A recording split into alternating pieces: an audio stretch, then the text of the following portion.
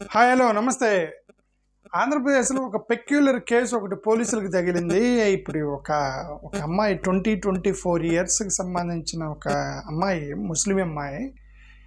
ఇప్పుడు ఆ అమ్మాయి పాకిస్తానీనా లేకపోతే ఇండియానా, పాకిస్తాన్కి పంపించాలా ఇండియాలోనే ఉంచాలా అనేటువంటి ఒక కన్ఫ్యూజన్లో పోలీసులు ఉన్నారు. అఫ్ కోర్స్ పోలీసులు వాళ్ళు ఏం చేస్తారు మనకు తెలియదు కానీ, but there is a peculiar case. మరి ఇది ఇక మీ అభిప్రాయం మీరు కూడా చెప్పండి, కామెంట్లో రాయండి మీ అభిప్రాయం. ఈ అమ్మాయిని పాకిస్తాన్ పంపించాలా లేకపోతే ఇండియాలోనే ఉంచాలా అనేది.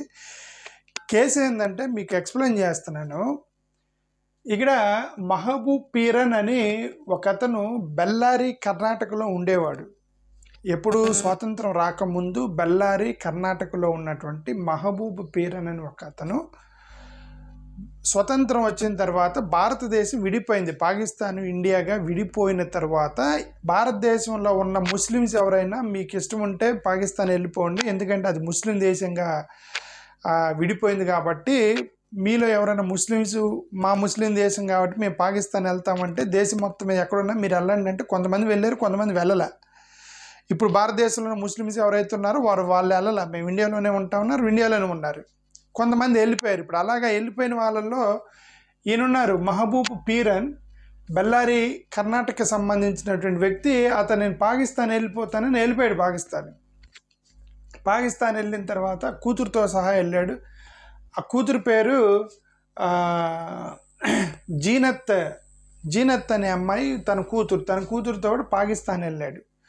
సరే, తను పాకిస్తాన్ వెళ్ళి అక్కడ పాకిస్తాన్లో పెళ్లి చేస్తే పర్లేదు.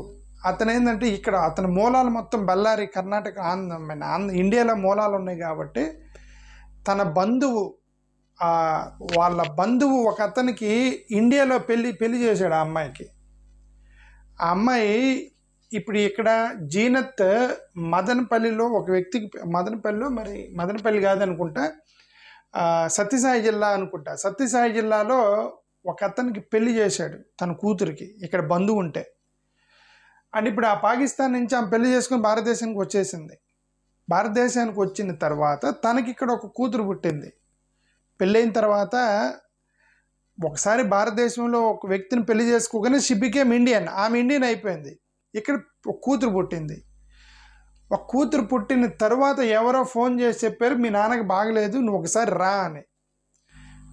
అప్పుడు ఆమె ఏం చేస్తే వాళ్ళ నాన్నగారికి బాగలేదని చెప్పి పాకిస్తాన్ వెళ్ళింది. అప్పటికి రెండో ప్రెగ్నెన్సీలో ఉంది. అప్పటికే ఫస్ట్ పిల్ల ఇక్కడ ఇండియాలోనే పుట్టింది, సత్యసాయి జిల్లాలో.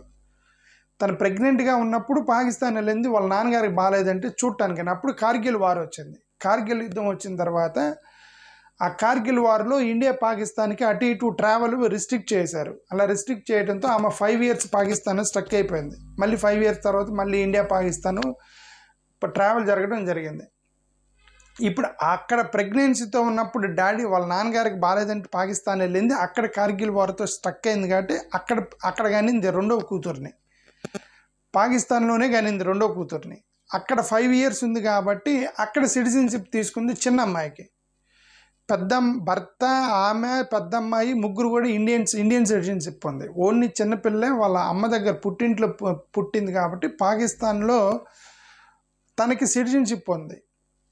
ఆ తర్వాత 1998 అంటే 2005లో ఆ అమ్మాయిని మళ్ళీ తీసుకొచ్చేశారు ఇండియాకి. అప్పుడు గవర్నమెంట్ రిలాక్సేషన్ ఇచ్చింది. కార్గిల్ వార్ మొత్తం అయిపోయింది, రిలాక్సేషన్ వచ్చిన తర్వాత షీ కేమ్ టు సత్యసాయి జిల్లాకు వచ్చేసింది ఆమె. అక్కడి నుంచి అన్నమయ్య జిల్లాలో సత్యసాయి జిల్లా కరెక్ట్గా క్లారిటీ లేదు.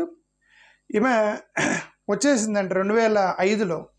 అంటే 2005 అంటే ఇప్పుడు 2025, 20 సంవత్సరాలు అనుకోండి. ఇప్పుడు ఆమె ఇండియాలోకి వచ్చే 20 సంవత్సరాలు. ఈ చిన్నపిల్ల ఎవరైతే వాళ్ళ అమ్మమ్మ వాళ్ళ ఇంట్లో పుట్టిందో పాకిస్తాన్లో, ఆమె 20 ఇయర్స్ క్రితమే భారతదేశానికి వచ్చేసింది. కాదు అక్కడ పుట్టింది కాబట్టి ఇక్కడ సిటిజన్షిప్కి వాళ్ళు అప్లై చేస్తే రిజెక్ట్ అయింది 2 సార్లు. ఈ అమ్మాయి పుట్టింది ఎక్కడ అంటే పాకిస్తాన్లో అని రాస్తే పాకిస్తానీ సిటిజన్ అని. ఇది చిన్నపిల్లకి ఇప్పుడు సిటిజన్షిప్ లేదు. ఇప్పుడు నిన్న టెర్రర్ అటాక్ జరిగింది. మోడీ గారు మొత్తం పాకిస్తాన్ సిటిజన్స్ మొత్తం పాకిస్తాన్ వెళ్ళిపోండి అన్నారు.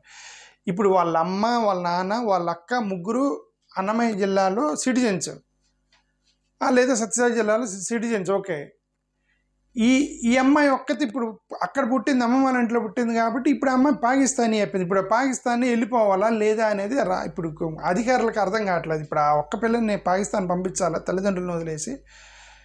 లేదు అంటే పేరెంట్స్ మొత్తం ఇక్కడే ఉన్నారు కదా, భర్త ఇక్కడే ఉన్నాడు కదా, అక్క పిల్లలందరూ అక్కడే ఉన్నారు కదా, వాళ్ళ అమ్మమ్మ వాళ్ళ ఇంట్లో పుట్టింది కదా, ఎగ్జామ్ చేద్దామా అనేది అధికారులకు తెలియక తలపట్టుకుంటున్నారని ఒక న్యూస్ అతను రాశాడు. మరి పోలీసులు ఏ నిర్ణయం తీసుకుంటారో మనకైతే తెలియదు. ఓకే, మరి అమ్మాయిని పాకిస్తాన్ పంపిస్తారా లేదా అనేది తెలీదు. మీ అభిప్రాయం మీ కామెంట్లో చెప్పండి.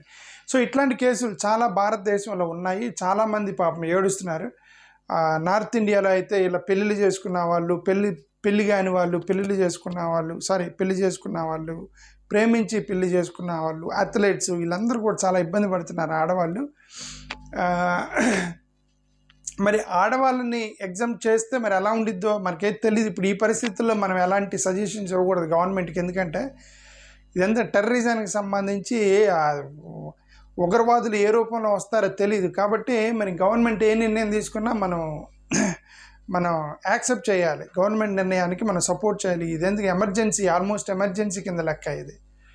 గవర్నమెంట్ వాళ్ళు ఏ నిర్ణయం తీసుకుని మనం సపోర్ట్ చేయాలి, వాళ్ళకి మోరల్ సపోర్ట్ ఇవ్వాలి గవర్నమెంట్కి.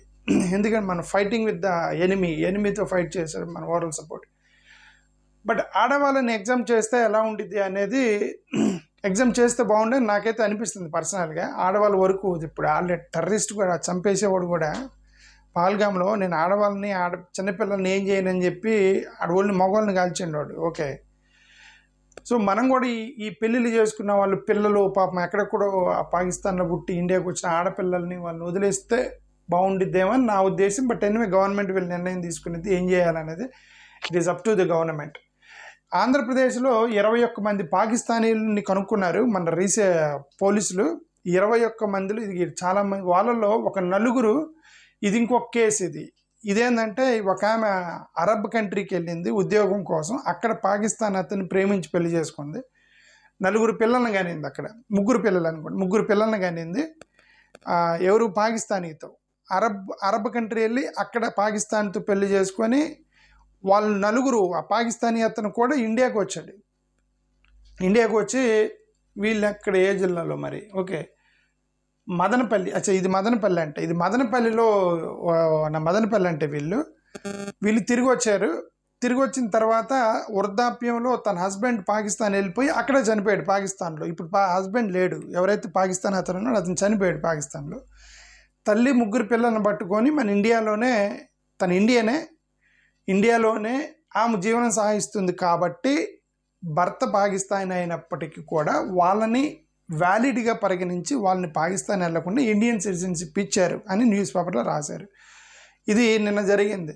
ఇప్పుడు ఇలానే ఆ చిన్నపిల్లకు కూడా, ఇప్పుడు ఈ పిల్లకు కూడా ఇస్తే బాగుండనేది నా ఉద్దేశం. ఇప్పుడు ఈ పిల్లకు కూడా ఇస్తే బాగుండని నా ఉద్దేశం. బట్ సరే, ఎనివే ఈ 4కి ఇచ్చారు. ఓకే, ఇప్పుడు అన్నమయ్య డిస్టిక్లో 5 కనుక్కున్నారట, వైజాగ్లో 2 కనుక్కున్నారట, విజయవాడలో 2, కాకినాడలో 2 సత్యసాయి జిల్లాలో ఒకరు, అనంతపూరు, కృష్ణా జిల్లాలో ఒకరు, నెల్లూరులో ఒకరు, కర్నూలులో ఒకరు, నంద్యాల, కడప, రాజమండ్రిలో ఒక్కొక్కరు, ఇట్లా మొత్తానికి 21 మంది పాకిస్తానీలని ఆంధ్రప్రదేశ్లో కనుక్కున్నారండి.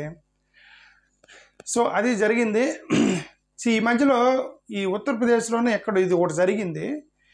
ఇదేంటంటే మీకు జస్ట్ అప్డేట్ ఇస్తున్నాను. ఇది నేను జస్ట్ న్యూస్ చూస్తాను, ఇవన్నీ కనబడ్డాయి. ఇక్కడ ఎవరో Chaudhary, what is his name, I forget, Manoj Chaudhary అంట అతని పేరు.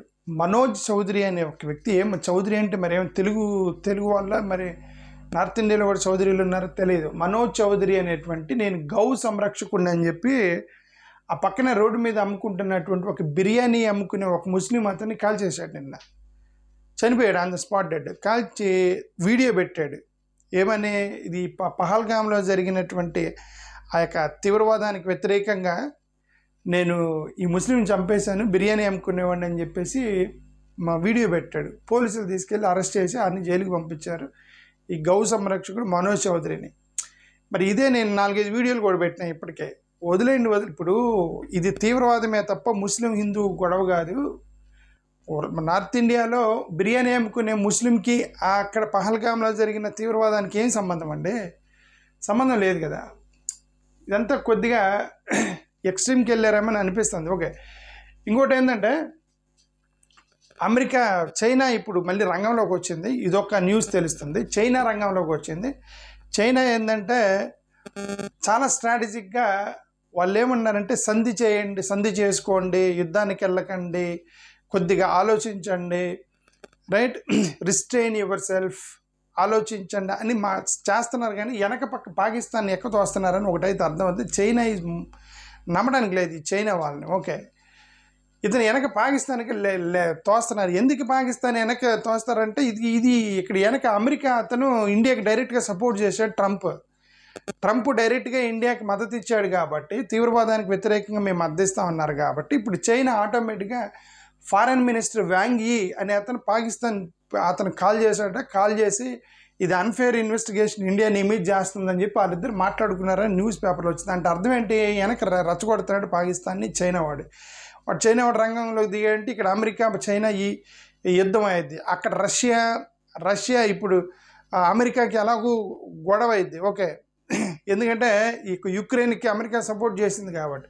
ఆ యొక్క మూడో ప్రపంచ యుద్ధం కనుక వచ్చిందంటే ఈ చైనా, పాకిస్తాను, రష్యా ఇవన్నీ ఒకటవుతాయి. మళ్ళీ India, Muslim countries, China, Pakistan, Russia ఇవన్నీ ఒకటవుతాయి. ఇండియా, క్రిస్టియన్ కంట్రీస్ అన్నీ ఒకటైపోతాయి. ఇంకా చివరికి జరిగేది అదే. ఓకే, మోరోవర్ ఒక 14 మంది వీళ్ళని ఎవరైతే తీవ్రవాదుల్ని వాళ్ళ పేర్లు రిలీజ్ చేశారు. ఇవన్నీ కూడా నిన్న గవర్నమెంట్ ఆఫ్ ఇండియా రిలీజ్ చేసింది. ఇది ఆ పేర్లు మనకు నోర్లు కూడా జరగవు, అంతా ముస్లిం పేర్లు ఉన్నాయి.